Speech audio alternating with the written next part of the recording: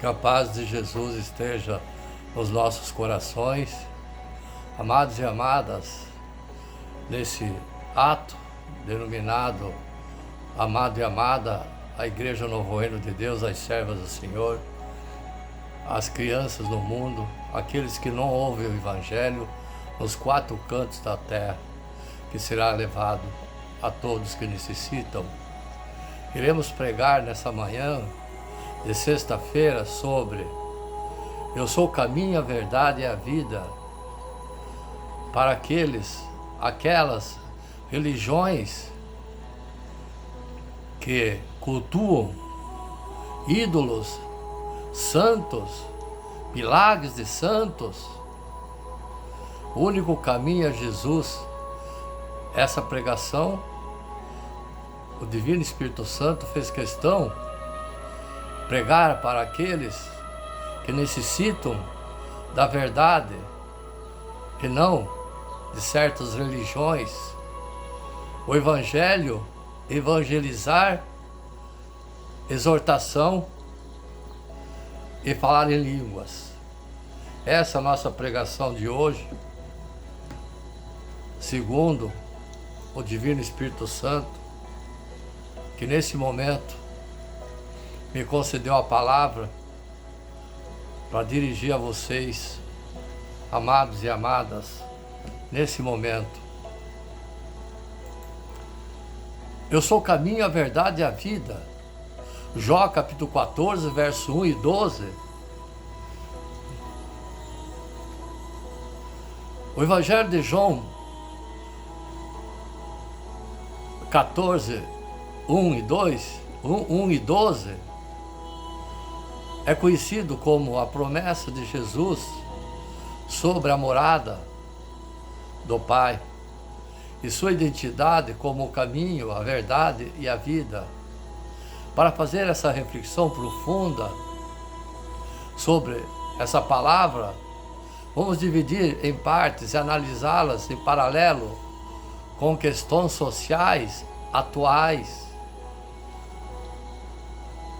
Não se perturbe o vosso coração nesse mundo cheio de certeza, desafios. Muitas pessoas enfrentam ansiedade, medo, insegurança. Essa afirmação de Jesus nos convida a confiar nele e encontrar a paz em meio às tribulações que existem. Como sociedade devemos buscar maneiras de promover a saúde mental, oferecendo apoio emocional e recurso apropriado para aqueles que estão sofrendo no mundo. Na casa de meu pai há muita morada. Essa passagem destaca a inclusão e a diversidade do reino de Deus diante das questões sociais atuais, como discriminação e a exclusão. É essencial reconhecer a importância da tolerância e do respeito às diferenças.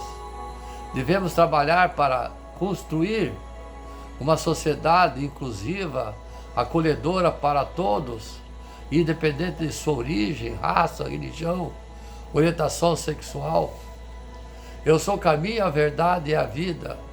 Jesus se apresenta como a solução para as necessidades espirituais, existenciais da humanidade. Em um mundo onde muitos buscam respostas e ideologias, filosofias, é importante lembrar que o papel central de Jesus como fonte da orientação e esperança. A cooperação pode ajudar a construir pontes e promover compreensão mútua entre diferentes de crenças e tradições espirituais. Se me conheceis, também conhecereis meu Pai. Esse versículo enfatiza a importância de conhecer Deus através de um relacionamento pessoal com Jesus. Num contexto mais amplo, podemos entender isso como chamado para buscar autenticidade e honestidade em nossas relações humanas. A verdadeira comunidade se constrói quando somos transparentes, abertos uns com os outros, permitindo que o amor e a compreensão floresçam. Eu rogarei ao Pai, e Ele vos dará outro paráclito, para que fique eternamente convosco. Jesus promete enviar o Espírito Santo para guiar e fortalecer seus seguidores.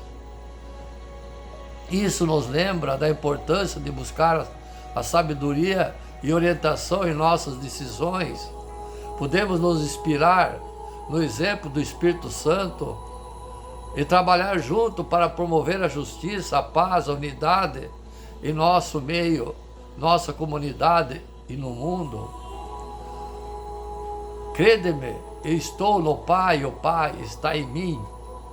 Essa afirmação destaca a unidade e a interdependência entre Jesus e o Pai, o Deus Pai.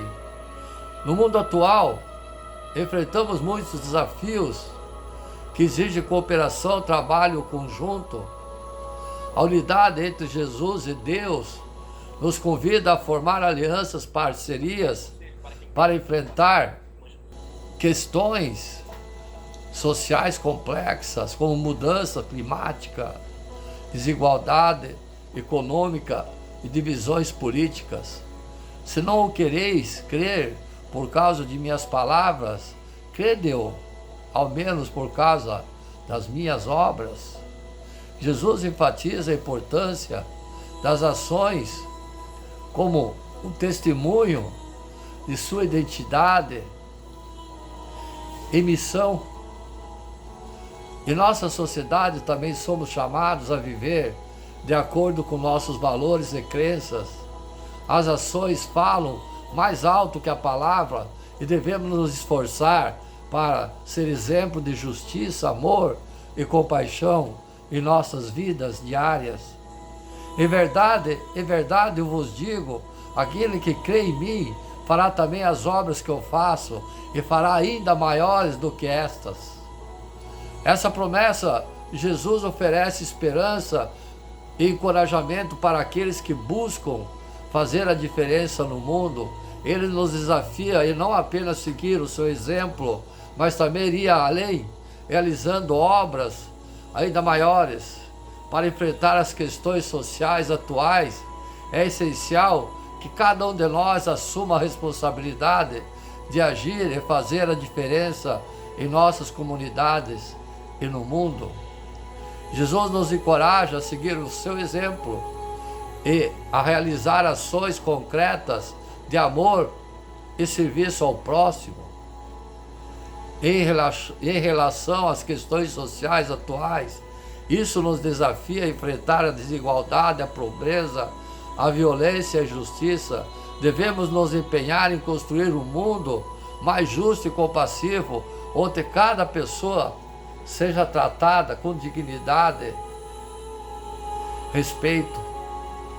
Ao aprofundar nessa reflexão sobre o Evangelho de João, capítulo 14, versos 1 e 12, fica claro que as lições contidas nesse Evangelho sobre relevantes e aplicáveis às questões sociais atuais.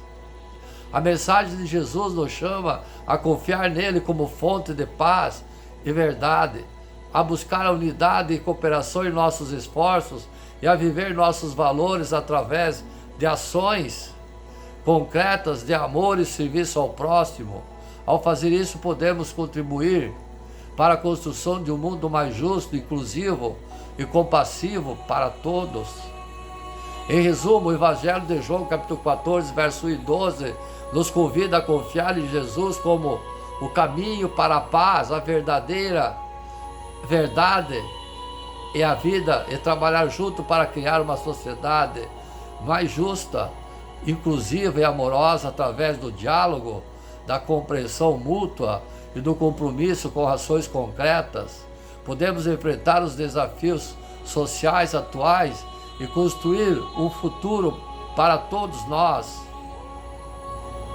sim, um futuro melhor para cada um, para cada criança, no caminho da liberdade. Cristo é o caminho da liberdade. A igreja deve sempre propor essa liberdade, no qual se encontra uma multidão de mulheres e homens com sua história e realidade.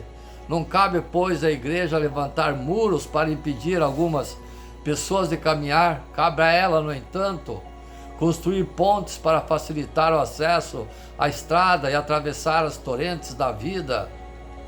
A igreja não é dona da estrada, ela deve ajudar as pessoas a avançar.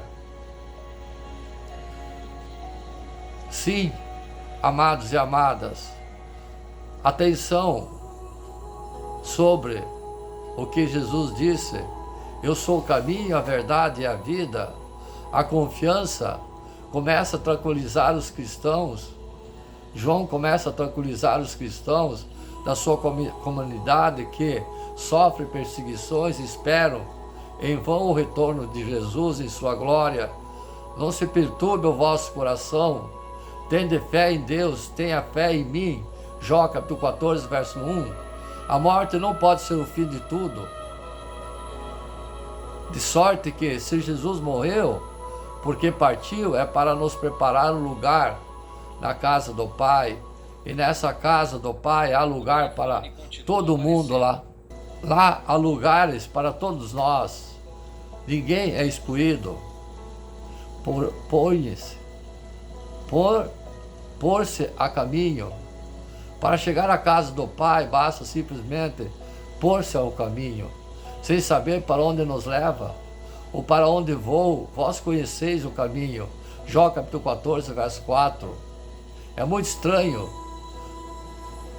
quando começamos a preparar uma viagem, a primeira coisa que nos vem ao espírito é: para onde vamos? E depois nos perguntamos como vamos até lá. Jesus, curiosamente, vem mudar e inverter a lógica dada aos hábitos adquiridos. João revela que o importante não é saber para onde vamos, o que é preciso dizer, ou o que é preciso fazer para ser fiel ao Evangelho.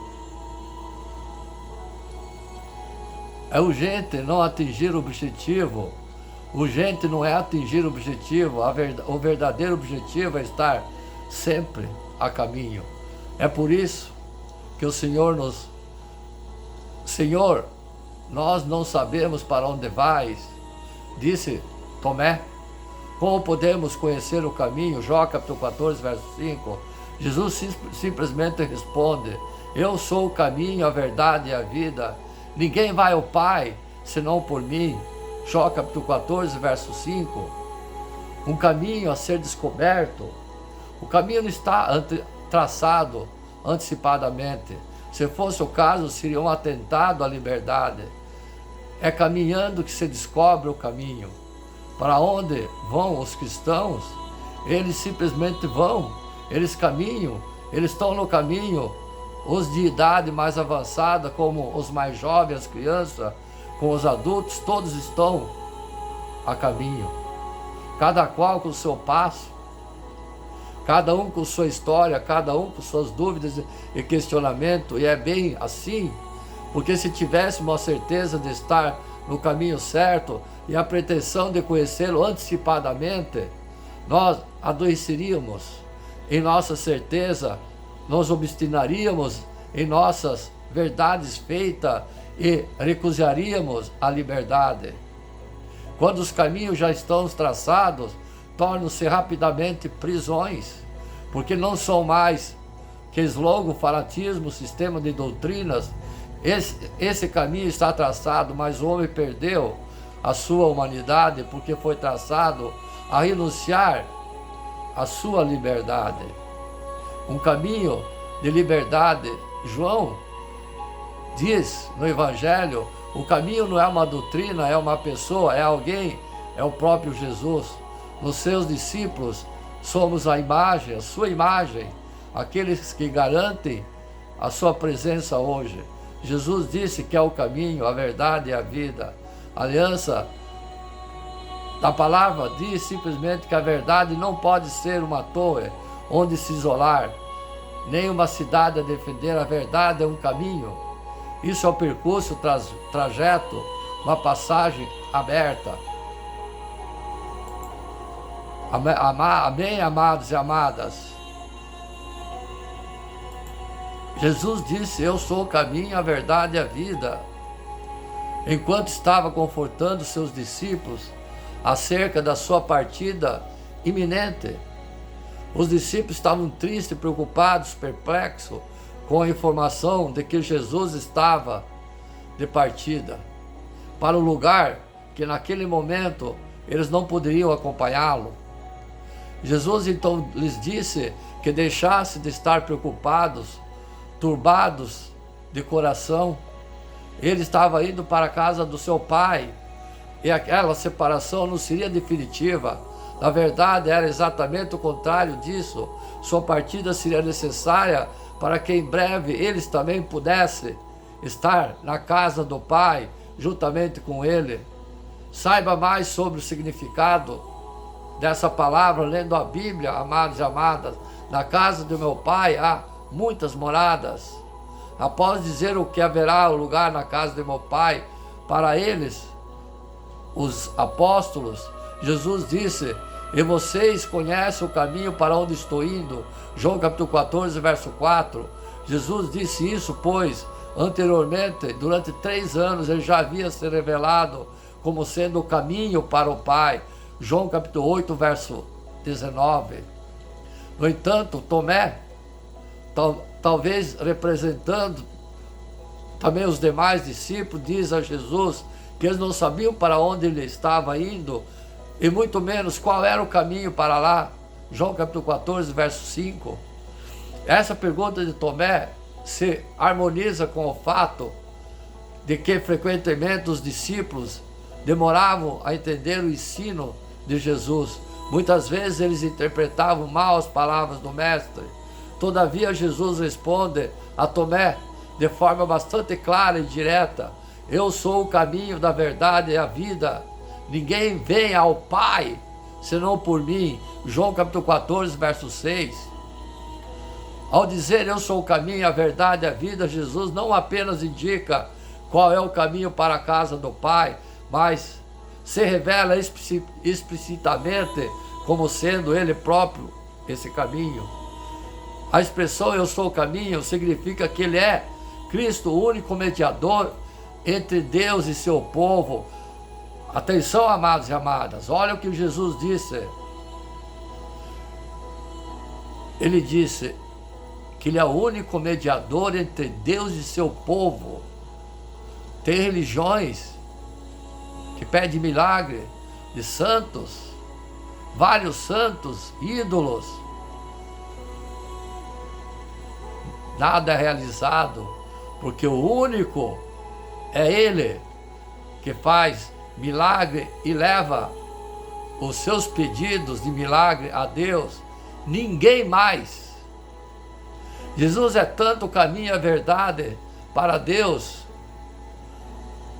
como fica claro nesse próprio texto em João capítulo 14, como também é o caminho de Deus para o homem. Isso significa que as bênçãos que procedem do Pai alcançam os redimidos por meio do Filho. Mateus capítulo 11, verso 27 e 28. Eu sou a verdade. Jesus não é apenas o caminho, mas é a verdade. Ele é a verdade em pessoa, no sentido de que Ele é o único que revela o Pai. É a perfeita revelação da obra redentora de Deus para o homem caído em seus pecados. Mateus capítulo 11, verso 27. Jesus é a verdade que liberta, significa e conduz os santos à casa do Pai. João capítulo 8, verso 32. Eu sou a vida. Ao dizer isso, eu sou a vida, Jesus se coloca como sendo a fonte da vida que se opõe à morte. Ele tem a vida em si mesmo, por isso somente Ele pode ser o doador da vida para os seus, os que são seus. João capítulo 3, verso 16. Quando Jesus diz ser a vida, ele indica que somente nele o homem, morto em delitos e pecados, poderá encontrar a verdadeira vida. Nesse contexto, enquanto a morte significa a separação de Deus, a vida significa comunhão com Ele. Isso significa que somente em Jesus o homem pode ser reconciliado com Deus e desfrutar da bem-aventurança da vida eterna ao seu lado. Atenção, amados e amadas. Atenção, servas do Senhor. Olha aqui.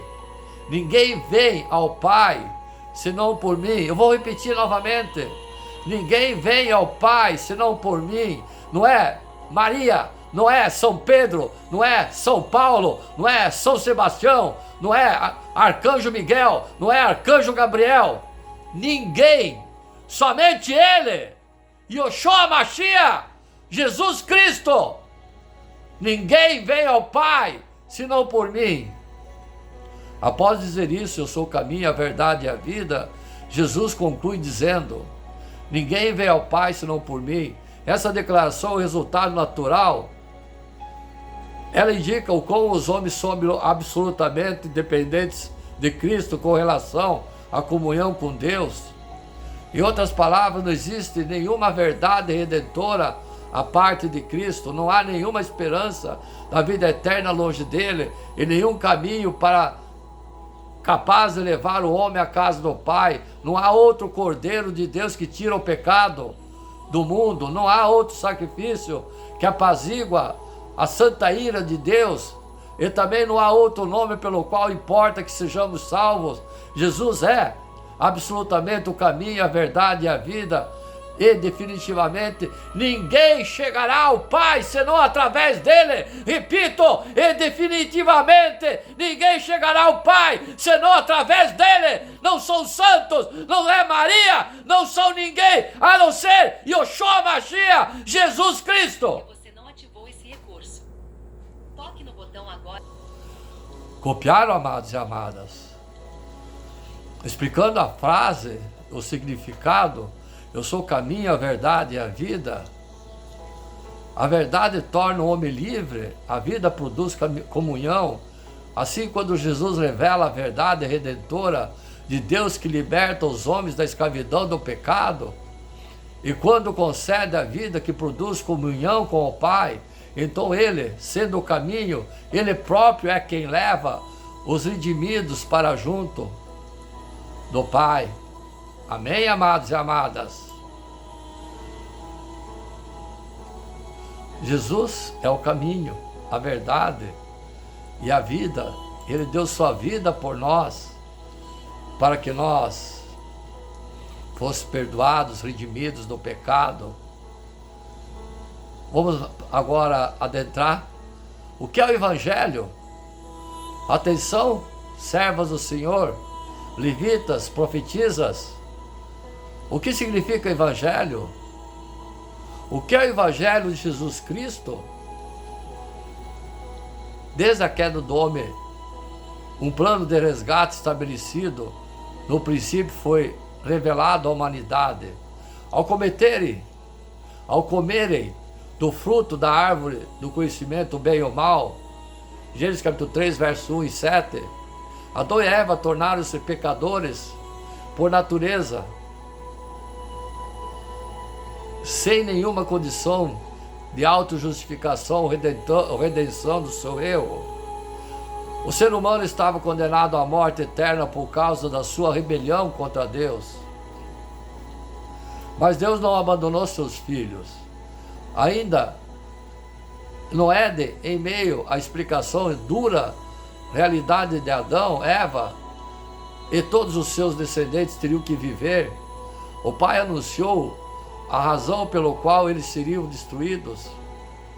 Porém, inimizade entre ti e a mulher, entre tua descendência e seus descendentes, esse te ferirá a cabeça e tu lhes ferirá o calcanhar. Gênesis capítulo 3, verso 15. O que Deus revelou a Adão e Eva em sua maldição contra a serpente dada de uma realidade. Serpente trata de uma realidade mais abrangente do que apenas uma maldição sobre o animal. Deus disse que o descendente da mulher, o Messias seria ferido pelo diabo, mas no final ele esmagaria a cabeça do inimigo, conquistando a vitória final sobre o pecado. Ao longo da história, planos de salvação foi sendo revelado aos homens pelos seus servos e profetas. Hebreus capítulo 1, verso 1, até que na plenitude dos tempos, Gálatas capítulo 4, verso 1 e 5, Jesus veio tirar-nos da condenação da lei, ratificando o direito do ser humano à vida eterna mediante a sua graça, justiça e perdão. Diante da condição inerente do pecado do ser humano, Deus anunciou ao longo da história que Ele enviará o seu ungido para salvar o seu povo dos seus pecados. É essa história do plano da salvação que a Bíblia chama Evangelho.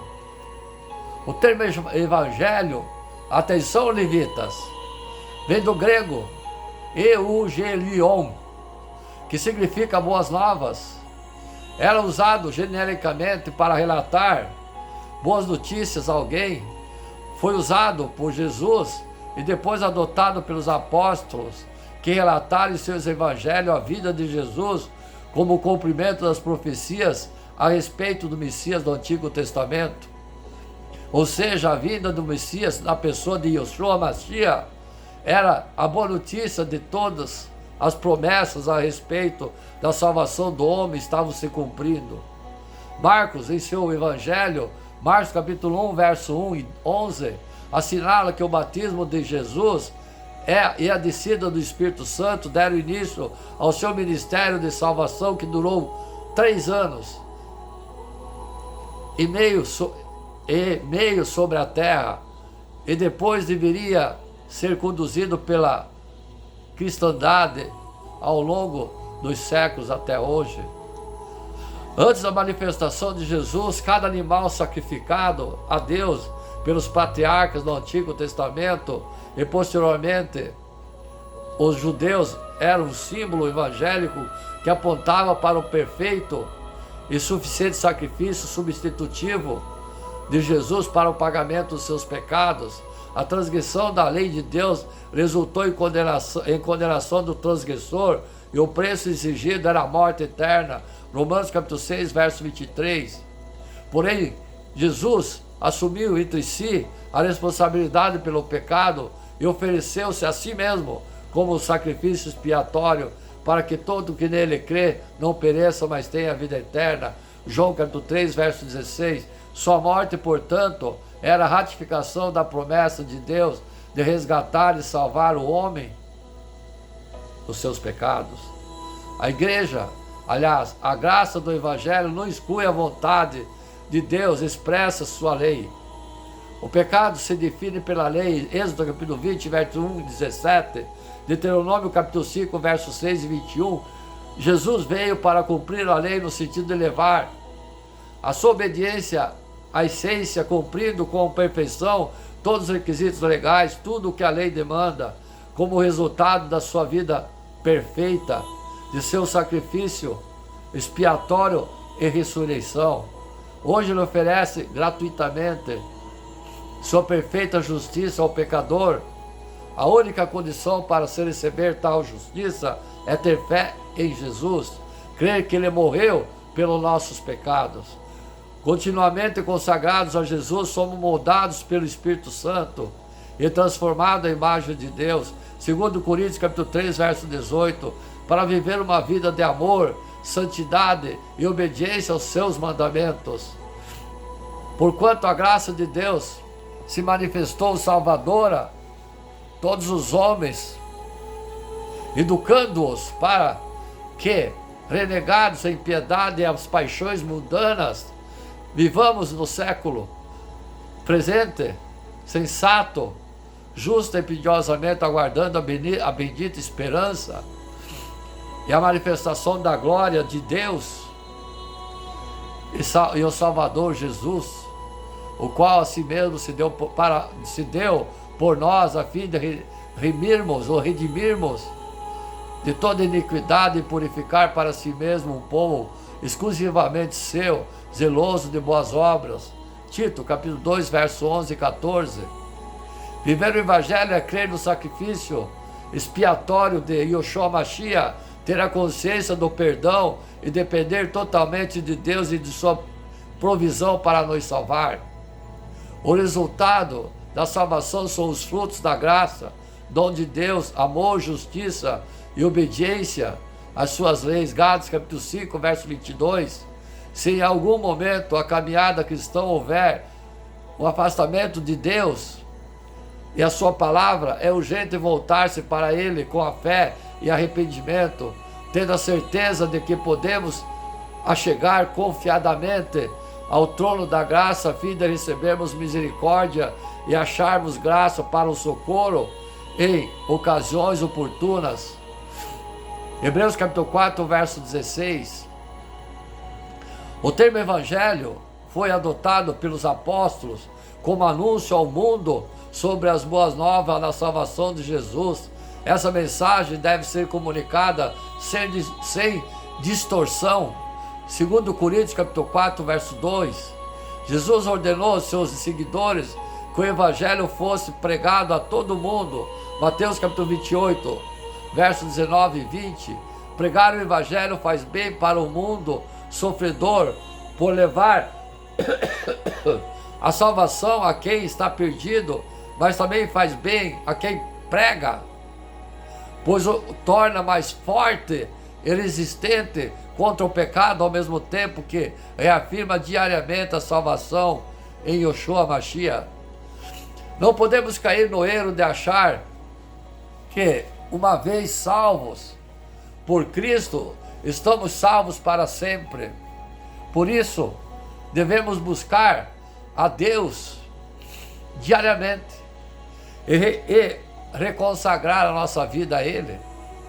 É importante estarmos de olhos abertos para não abandonarmos o privilégio que o Evangelho nos concede, porque se vivermos deliberadamente em pecado, depois de termos recebido o pleno conhecimento da verdade, já não resta sacrifício pelos pecados. Pelo contrário, certa expectação horrível do juízo, o fogo vingador prestes a consumir os adversários. Horrível coisa é cair nas mãos do Deus vivo. Hebreus capítulo 10, verso 26, 27 e 31. Em suma, amados e amadas, levitas, pastores, pastoras, profetisas, o Evangelho é o poder de Deus para a salvação de todo aquele que crê. Romanos capítulo 1, verso 16. Que tal viver a alegria incomparável de servir Jesus Cristo, amados e amadas?